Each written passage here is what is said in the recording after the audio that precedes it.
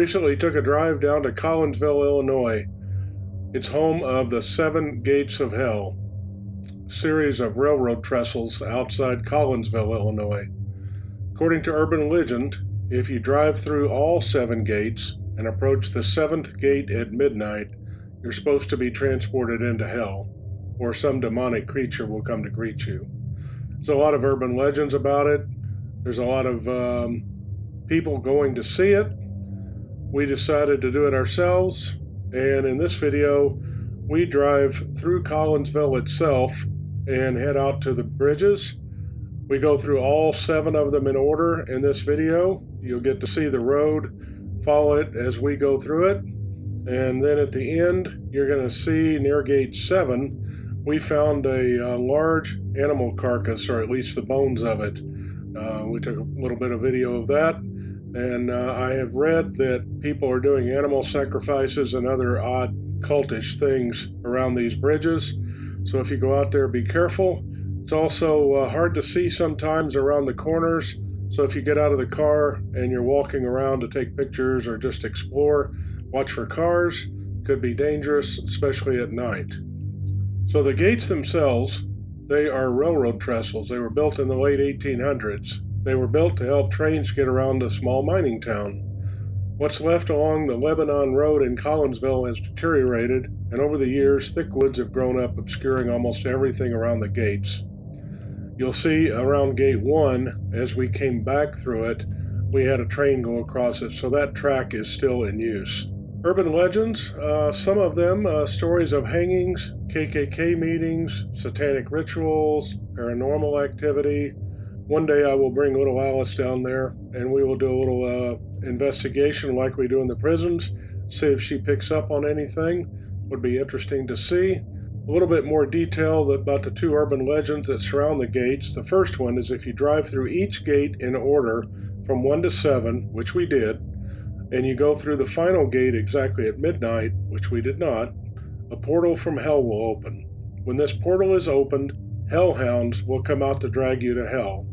The second is if you drive through the gates in reverse, 7 to 1, a tear in reality will appear. You can glimpse it by looking back as you drive through the gate. Supposedly, you get a view into hell in your rearview mirror. We did this, and we did not see that.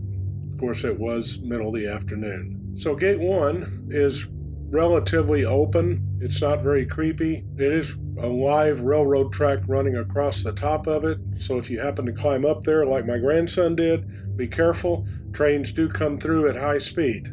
At the end of the video, I've included some still pictures of this and several of the other gates where we were able to stop. Gate 2. When you get to gate 2, it has some different stories surrounding it. One has a young African-American boy chased by the KKK, caught and hung at gate 2. Another story has two friends arguing over a girl. One hangs himself and the other friend feels remorse and hangs himself as well. Supposedly you can see the spirits of a man and child by this gate and hanging bodies at midnight. I did read another story or article, and somebody that went there said that they could see several shadow figures up on the train trestle. They decided to leave after they saw that, so they did not investigate further. Apparently, that was a little bit too much for them. So gates 3 and 4 are called the twin gates as they are very close together. The stories for these gates are that satanic rituals and animal sacrifices happen between the gates. Gate 4 is pretty creepy. When you go in it in reverse order, if you park off to the right, there's a gate that goes off into the forest, and you will see, or at least there was when I was there, and it's in the video, there's a white, like a Michael Myers type mask strapped to a tree off to the right. This one has a lot of graffiti on it. It's kind of fascinating, but I can imagine at night this one would not be one of the ones that you would enjoy stopping at and spending a lot of time. And gates 5, 6, and 7 are, for me at least, relatively uneventful.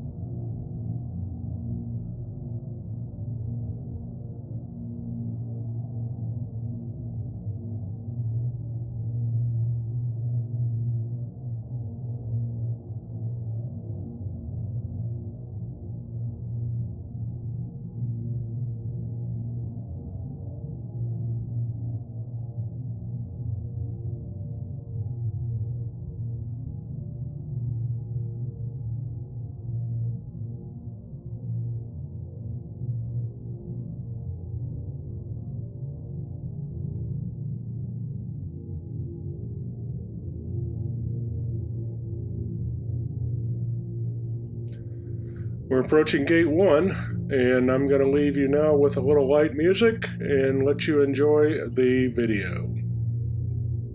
See you on the other side.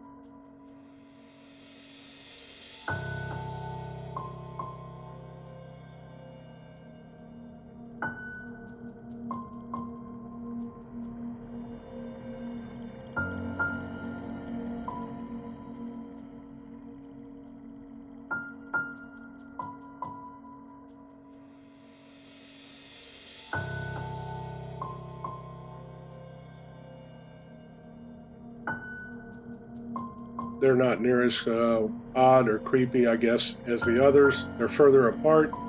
And anyway, as you go through them, you'll see some graffiti. Less as you go further along, which I think either it's because they are less used by people that are exploring, or because they're further along, people get lazy and don't want to bother going out to them. Not sure, but definitely the first four have by far the most graffiti. And for us, we had nothing weird happen except for finding the dead animal. Looked like a cow, maybe. It's pretty good sized. And other than that, it's a nice drive.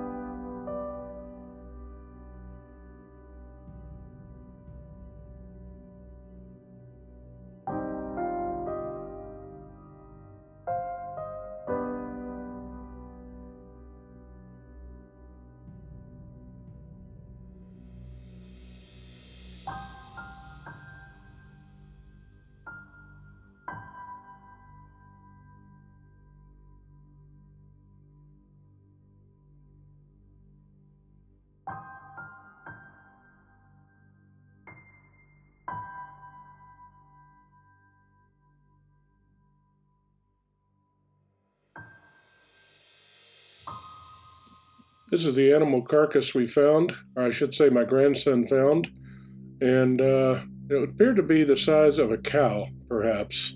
Mostly bones at this point, and we have no idea how it got there, but it's maybe 300 feet from gate 7, just before you get to it, on the right in the creek.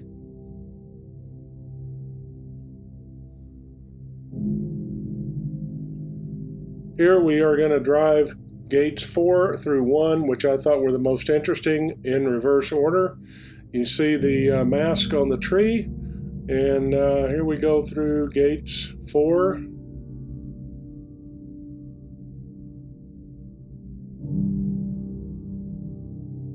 Gates 3, this is where they do the sacrifices, if that's what they're up to. Some of the different satanic rituals are in between 3 and 4.